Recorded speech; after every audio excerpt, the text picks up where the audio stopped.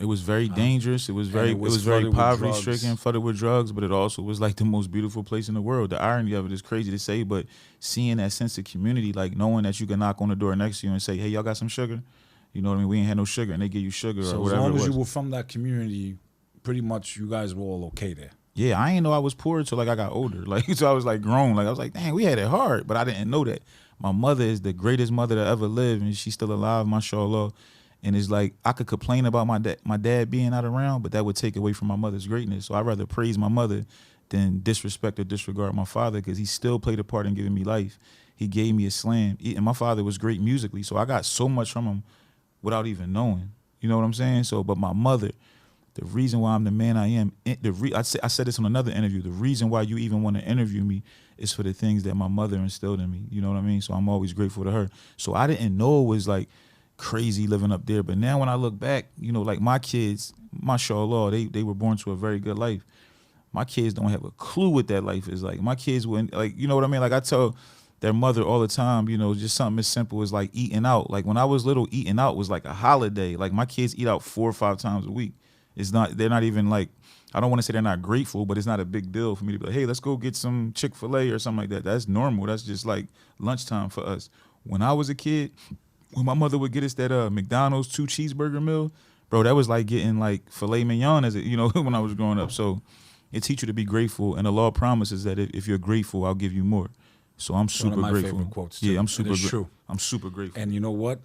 With everything going on in the world right now, and you see how people are struggling. I've had my family in war, right? Right. So I know what it's like, what they're going through in Gaza right now, what they're going through in Sudan right now. No one mentions our brothers in China, the Uyghurs. It's like they've been forgotten. Congo. You know, ghetto America. The Rohingya. The Rohingya everywhere. You know I'm on the front lines, like you are, battling Absolutely. These misconceptions of our faith, that it's a violent religion, that we're full of hatred, that, you know, you got people fueling this hatred. So it's propaganda, and people have to start to smarten up. Anytime somebody, like we were talking before we start filming about the lady Laura Loomer.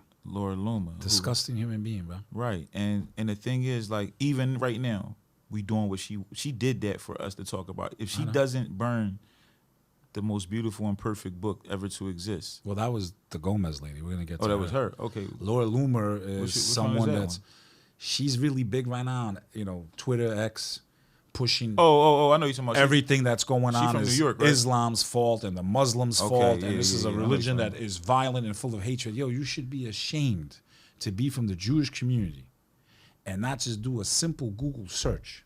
How were Muslims treated? How were Jews treated under the Muslim rule? Right. And the only argument they have is about one tribe that was wiped out during the time of the Prophet. Why was it wiped out, though? Hello. Because they had an alliance.